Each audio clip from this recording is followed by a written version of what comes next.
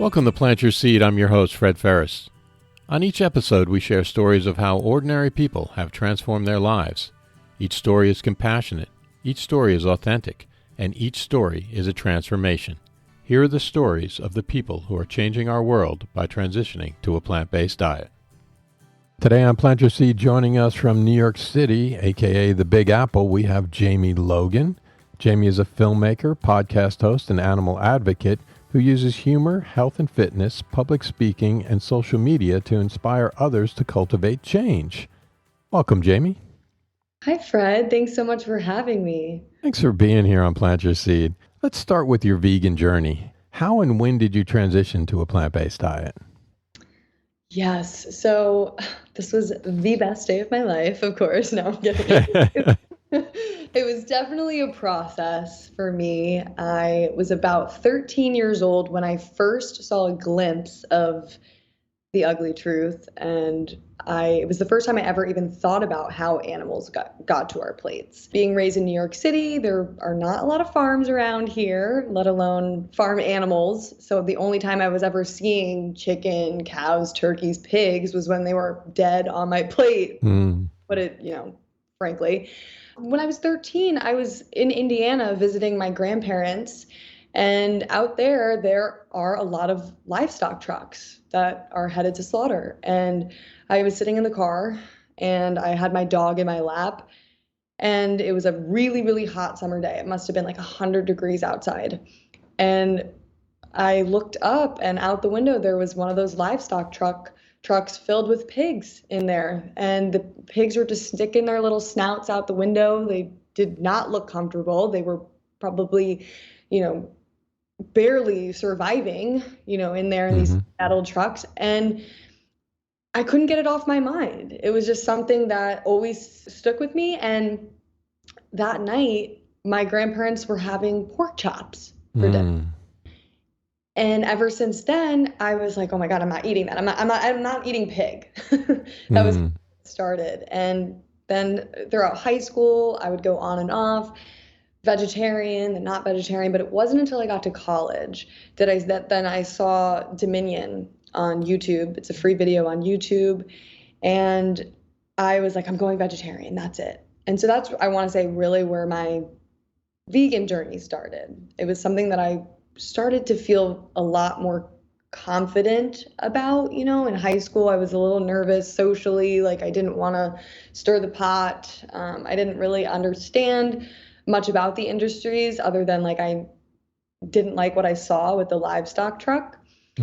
So my vegan journey really started in college, where I started off vegetarian after seeing Dominion.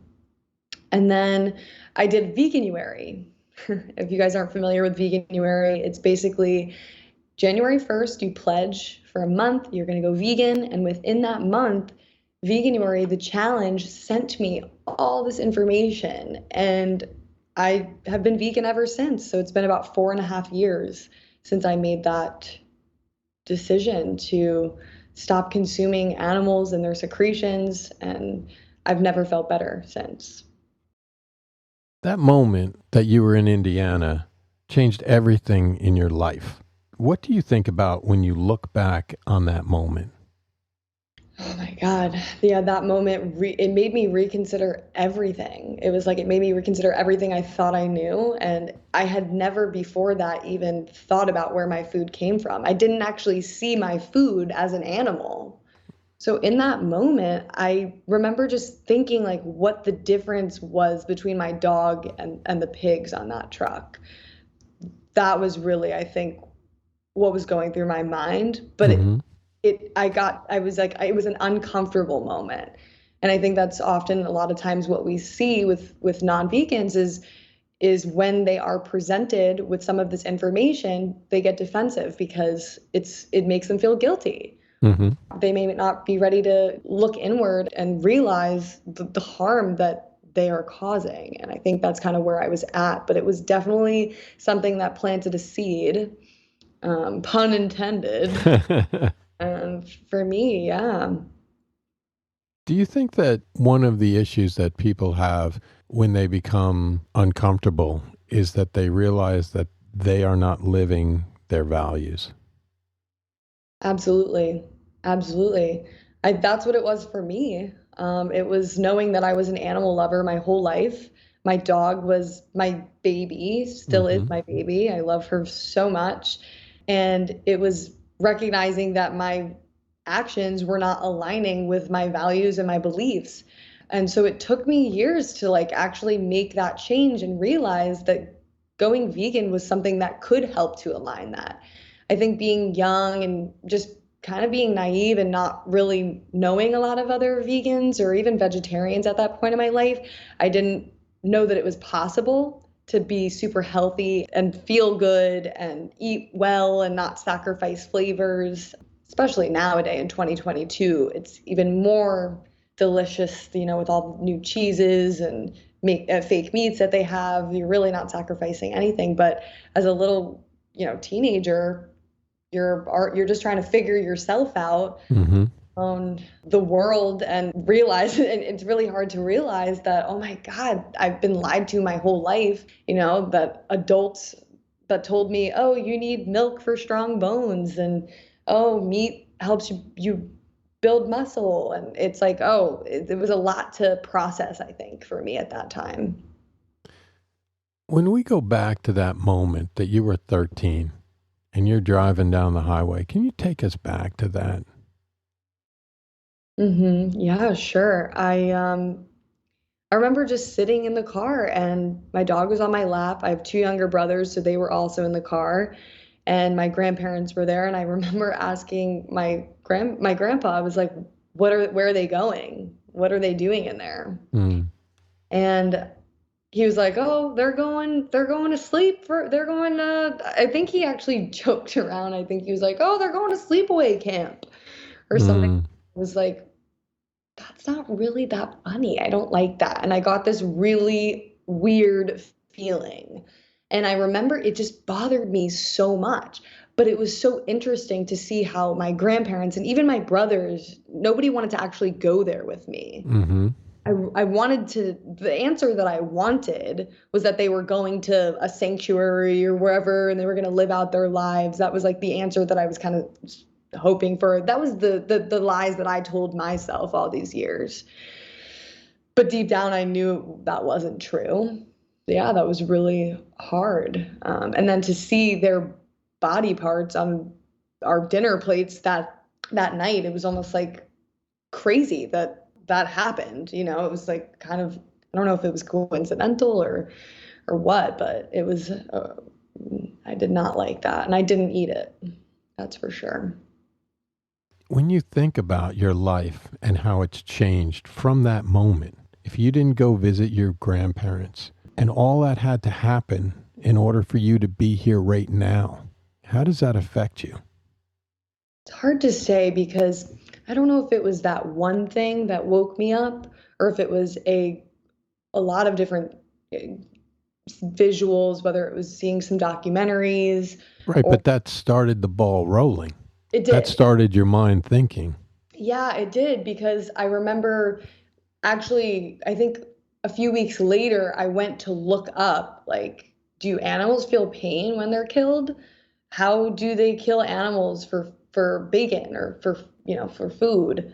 And I just remember really not liking what I saw. And there were times where I would see some of this stuff and just cry and just be so upset and so bothered by it. But as a kid, it's like you feel there's not much I can do. Mm-hmm. Or maybe am I the weird one? Like, why is it so normal? Why is it so normalized? Am I the crazy one? I don't understand. And I think coming out of that and realizing, no, I am not the crazy one. People are just so brainwashed. And I was actually breaking out of that and reconnecting with the compassion that I think everybody's born with. As children, to we're taught through Disney movies and even from our parents to treat animals with kindness, to be gentle. And if I ever came across a dog as a kid, my parents would be like, pet them like this, like be gentle. Mm-hmm.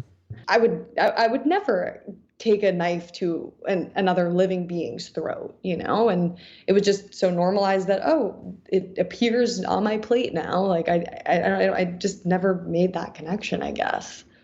until I saw them on the truck. How long did it take you from seeing Dominion in college to Veganuary? I want to say it took me about a year, maybe a little longer than a year. So when I first went vegetarian after seeing Dominion, I thought, oh, like I'm fine. I'm saving the world. I didn't even think about dairy and eggs. I'm like, oh, no, the eggs, the hens just, they just lay eggs. They're fine. And I always tried to buy cage free or free range, whatever that means. Right. And with dairy, I loved cheese. Everybody, after in college, we're all going out for cheese pizza. And I just thought, oh, cows produce milk as well. So I'm doing my part. And then I wanted to do Veganuary because for health reasons, I knew that dairy was kind of inflammatory and some people had talked about how it causes acne. And I was like, you know what, I could give it up for a month. Like I always thought that would just be a healthier thing to do, but I never actually thought about how it affected the animals. Right. Till I did this 1 month Veganuary challenge. And next thing you know, I'm getting these emails about how male baby chicks are ground up alive in the egg industry. And I was horrified. Right. I was like, this is one of the reasons the reason that I went vegetarian was for the animals. And now I'm here paying for male baby chicks to be ground up alive. This is not something I want to support. And so I was really angry about it, actually. I was like, this is so ridiculous. I think that in every single supermarket, they should be playing the footage of how the products get there so that people make informed decisions. I think if more people saw this stuff, we'd see a very different world. Do you think that one of the ways to help people understand would be to present documentaries in schools to high school students, say? Absolutely. I think that is something that should happen. And I remember, I think it was in my sophomore year of high school, they played Food Inc., which there's definitely good information in there, but I don't think that it fully covers everything. I remember seeing it and just being grossed out and being like, I can't watch this. I can't watch this. That was like my way of kind of getting out of it. I think got people thinking, but I don't know that many people that watched it and then are that vegan now. Right.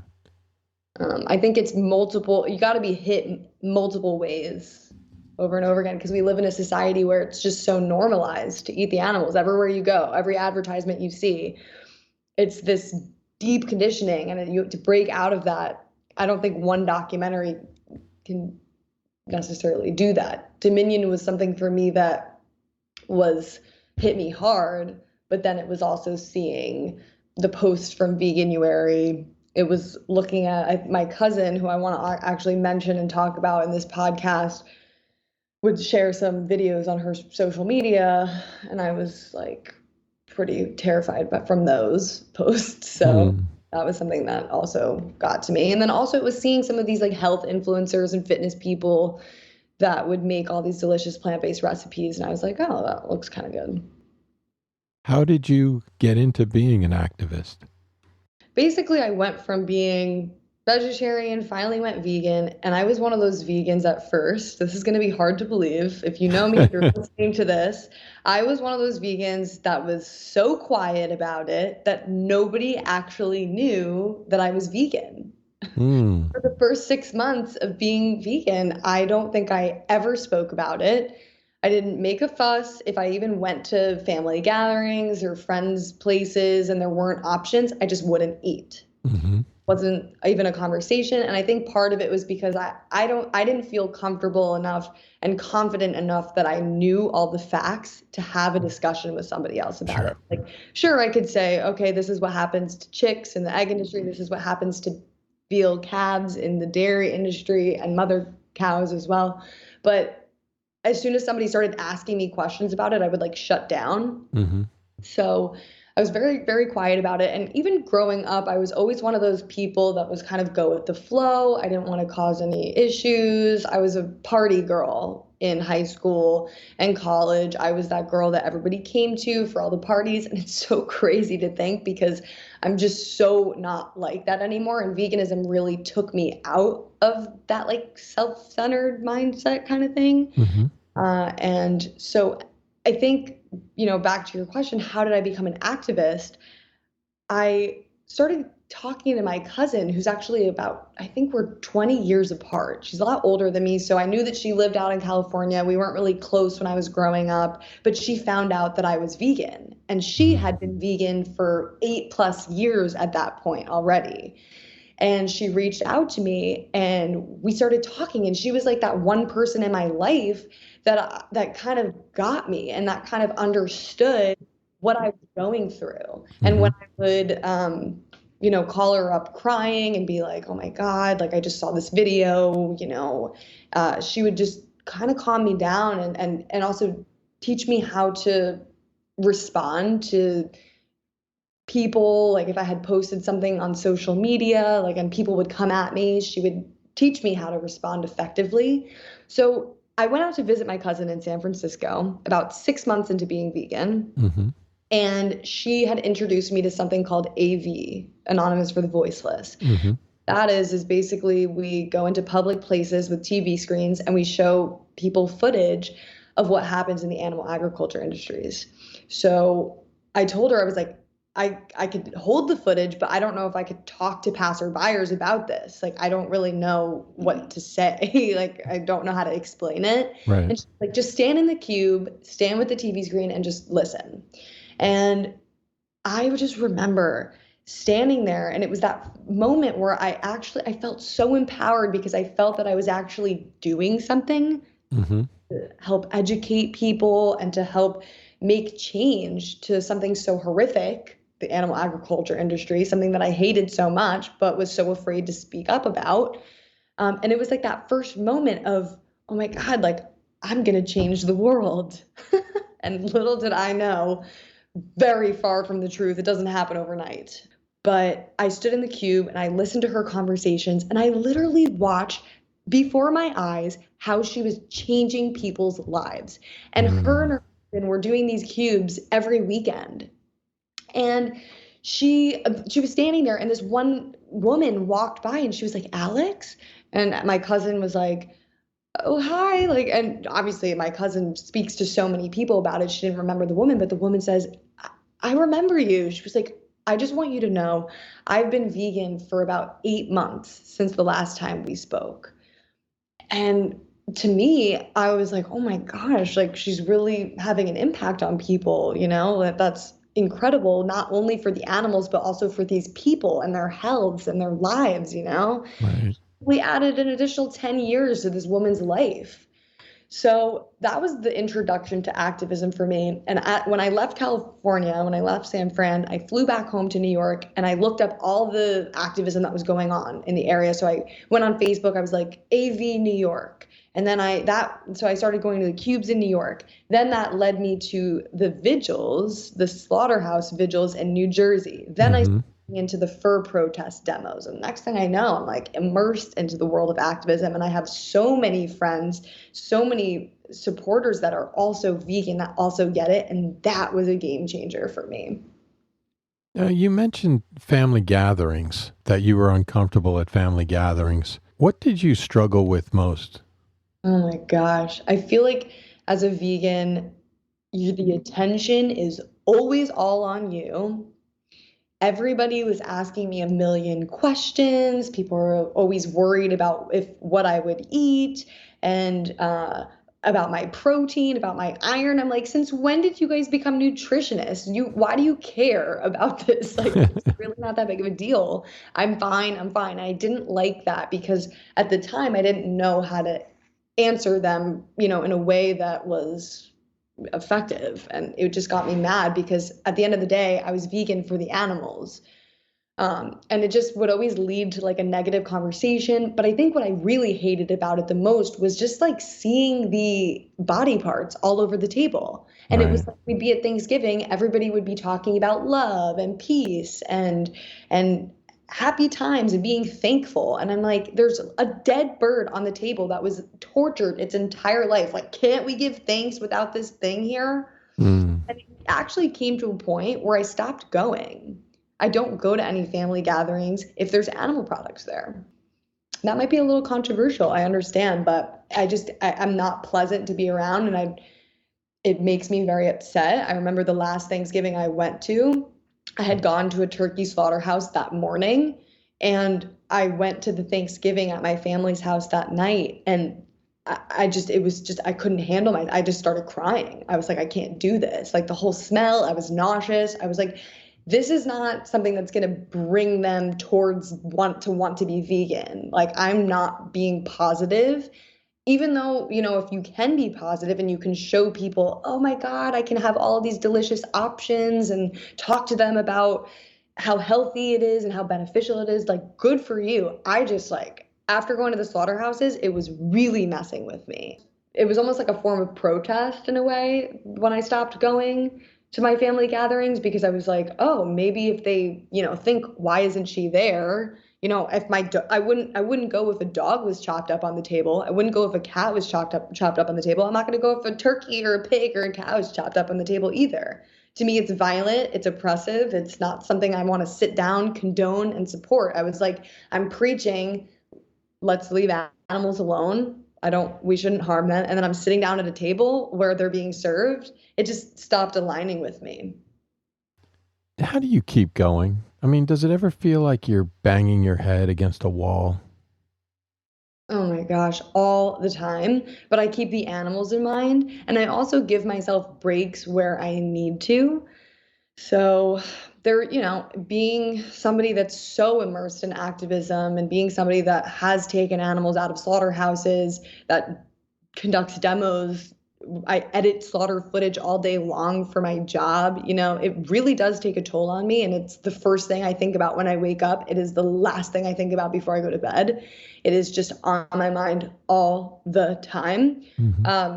But I think something that keeps me going is just, if I don't speak up, who is going to? And I've seen the change that I've created with my inner circles, also just through social media, through my film. I work for a film company called Cave Light Films. And we, in the past 2 years, have made 5 documentaries about the industries, about animal agriculture. And our films have over 100 million views. That means that over 100 million people now know what happens to animals, whether it be in fashion, whether it be about the live animal markets here in New York City, whether it be about just slaughterhouses in general. I mean, we try to expose the industries where we can in an entertaining but very informative way. And so knowing that I'm able to have an impact for the animals and for other people in their lives, I'll never stop. So always be vegan forever. I don't think there's any other option. Uh, that's not a thing. There's no such thing as ex-vegan, by the way. You either are vegan and you get it, or you never were vegan to begin with.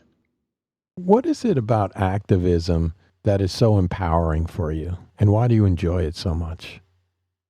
I feel like it's empowering for me because it's the only way that the animals have a voice, like in our society, I guess. I don't necessarily enjoy it so much.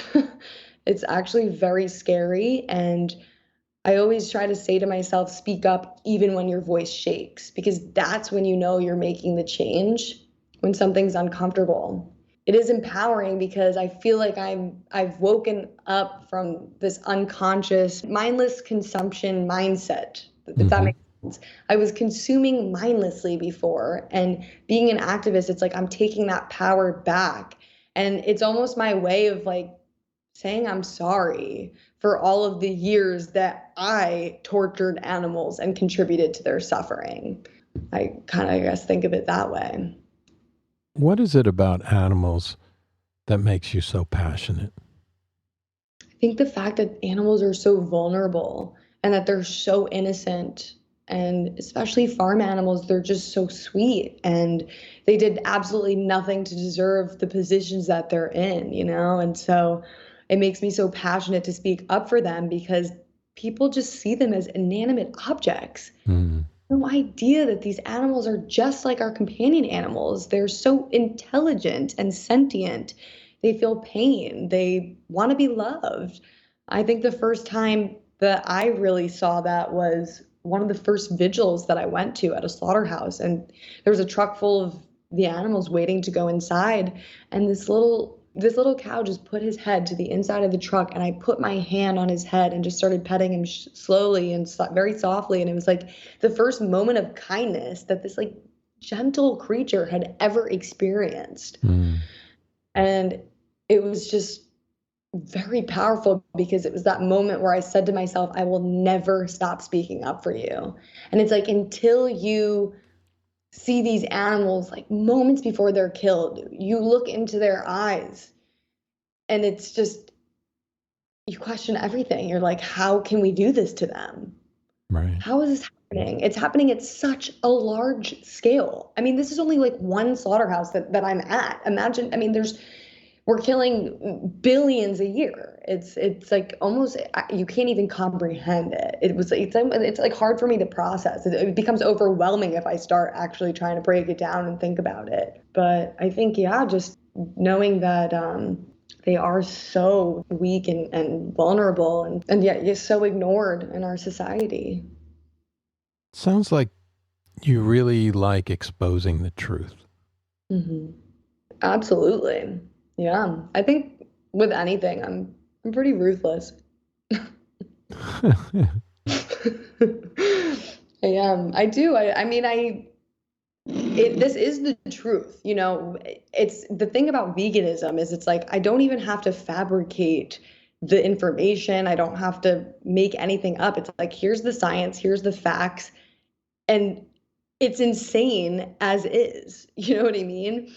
So the thing that I love about being vegan is it's like there's just no argument against it that makes any sense. I'm always right, and I love that. When I talk to people, part of my new form of activism that I've been doing is my new show called Jamie's Corner. I've just been posting videos on YouTube of my conversations with people in the park. And part of the things that I love about talking to people in the park is it's like, I know all the excuses. I know what they're going to say because I've heard them all. The past, 4.5 years that I've been vegan. I've studied, a lot of this information, and I know the mindset that they were in because I was there too. Right. When you actually look at the facts and break it down, there's no logical answer for not being vegan. None. I mean, people will bring up, oh, what if you're in the wild? It's like, you're not in the wild. You're talking to me in Washington Square Park right now. You're not a hunter. You're not a lion in the wild. I mean, I can't tell you how many times I have to tell these people that they are not lions. You're a human being with the means to go to any supermarket. I'm not talking to people in a developing country that has no other option. I'm talking to you. It's amazing. Right. People try to deflect and bring up so many other issues. It's like, we can support so many issues. We don't have to pick and choose.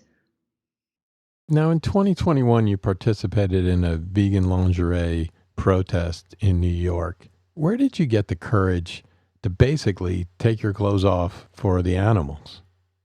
Yeah, so the lingerie protest that we did it's almost like a last resort. It's like, how can we get people's attention on one of the most pressing issues of our time? I was shaking. I mean, for me, that was hard. I was standing with, a couple other women, and we were holding signs that said, animal agriculture is the biggest contributor to climate change. We were holding signs that said, animals don't want to die. Humane slaughter is a lie, like stuff like that, and it was really intense.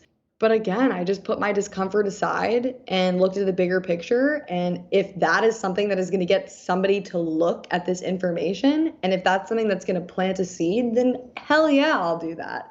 Absolutely. And in the end, I actually felt very empowered by it. I think being able to take my femininity, my sexuality back and use it to spread an important message and support a cause that I care so deeply about, I am all for that. Look at the meat and dairy industry. They use ads with women all the time, like the sexy women with the burgers, the bikini models. It's like, why should they be allowed to use sexuality and, using sex to sell products? And why can't we use that as well? Especially if it's consensual and it's something that like I am okay doing, my body, my choice. The thing is, the animals don't have a choice what happens to their body. So I think it was a nice juxtaposition of, being able to use our bodies to speak up for them. What was the reaction?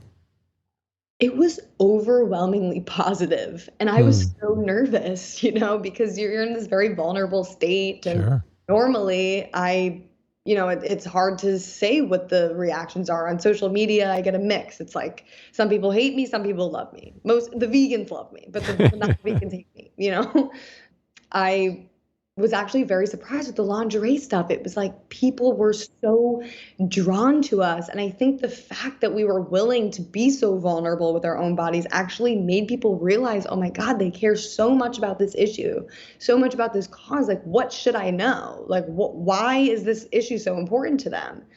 It drew so many people over. Oh my gosh. And then the reach that we had was even more massive. It was all the photos that were posted on social media. We made a film with my film company about the lingerie protest. That has millions of views on a major media site called Now This. Picked it up and ended up sharing it. So that it had a huge reach. And if somebody tells me that, if I got to get in my lingerie to get this message out there, I'll do it. If somebody tells me I gotta go scream from the rooftop, I'll do it. If somebody tells me I have to die to end animal agriculture, kill me today. Kill me. Absolutely. I will give my life for this cause. Absolutely. If it'll mean that billions of animals won't have to suffer every single year for unnecessary food items, clothing, entertainment, if it ends all of that, kill me. You seem like you're very passionate. You hear it in my voice, don't you? Uh-huh. I get very worked up about it.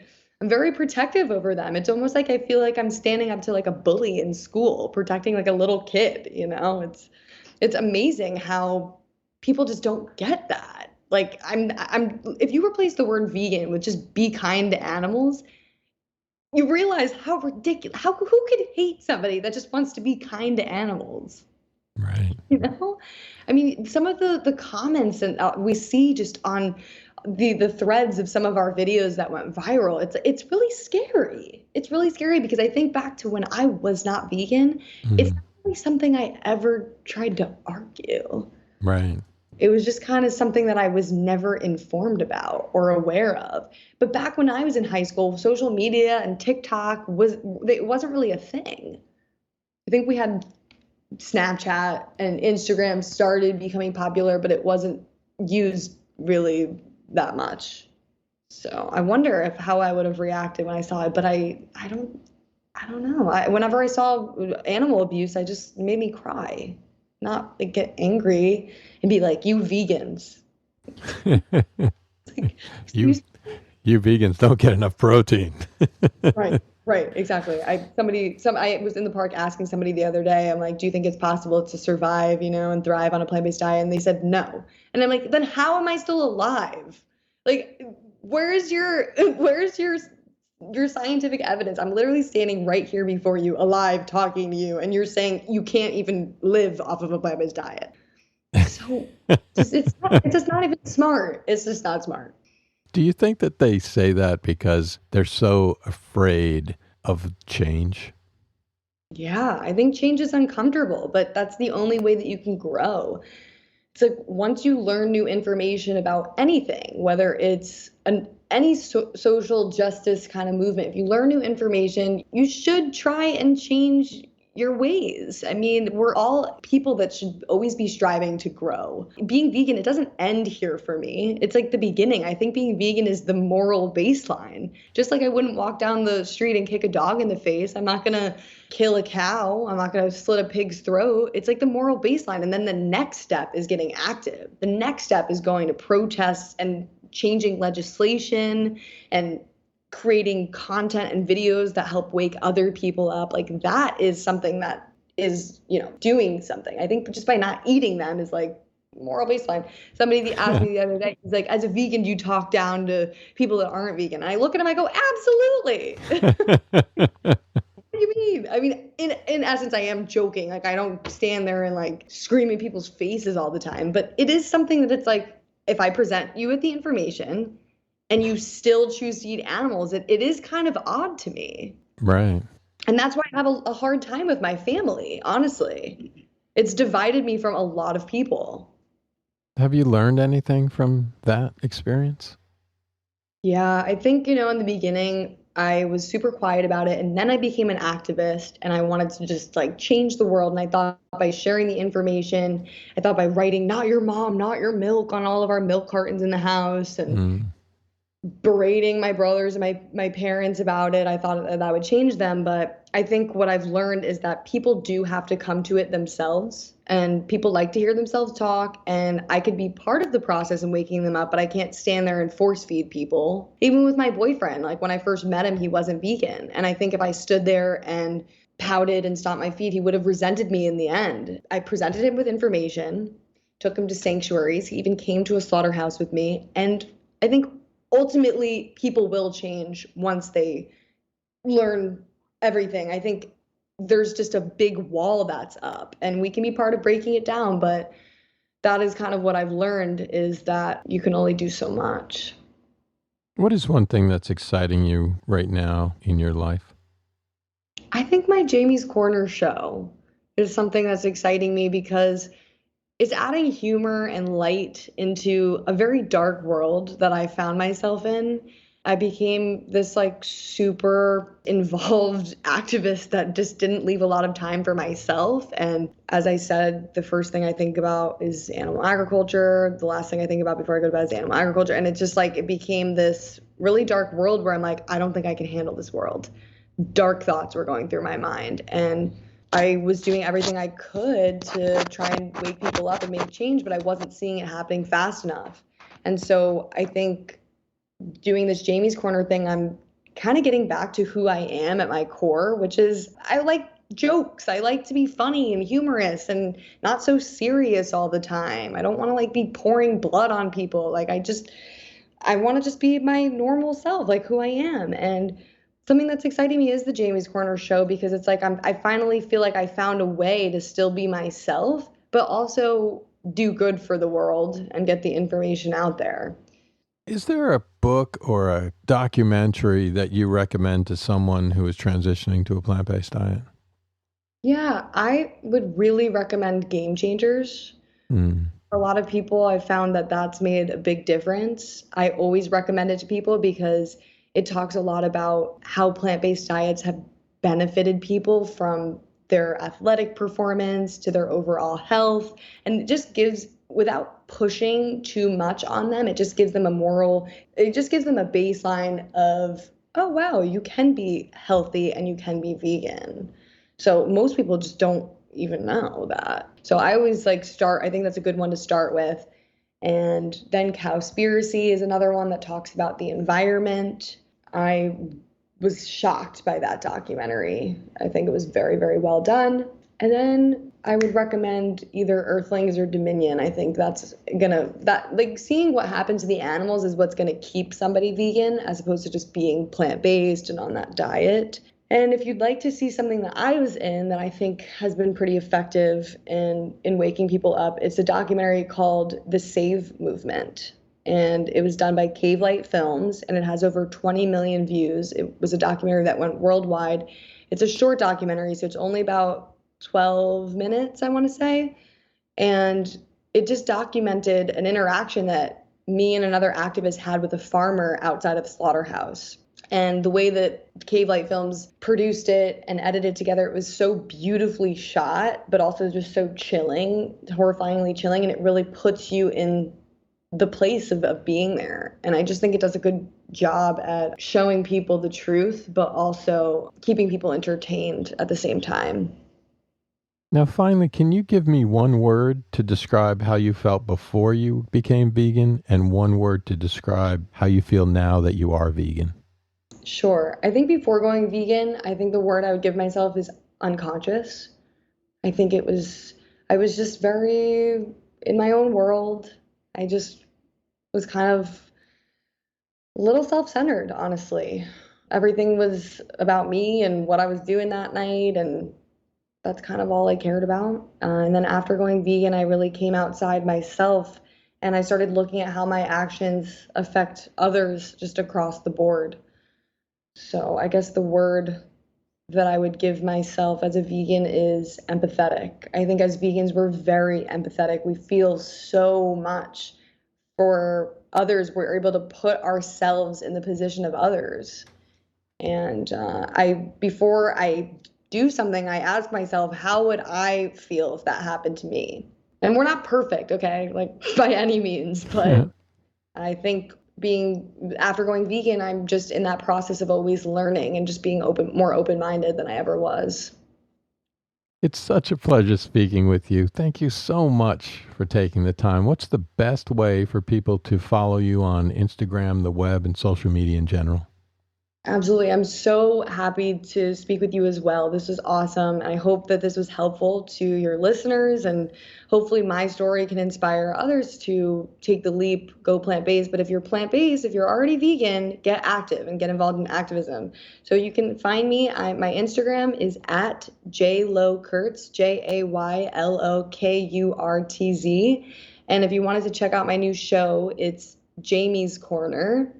So if you on Instagram, the link is it's Jamie's Corner, and you can just look it up on YouTube, and there's some interesting conversations on there that I have with people. And I'm pretty good at getting back, so reach out anytime. I'm happy to help. If you want to get more involved, I can send you some information about that as well. Thanks again, Jamie, for being on Plant Your Seed. Thank you. Bye, guys. Hope you are inspired by this story, and remember, it's never too late to plant your seed. Links to everything we talked about on the podcast can be found on Instagram at plant.yourseed in the show notes tab in the bio.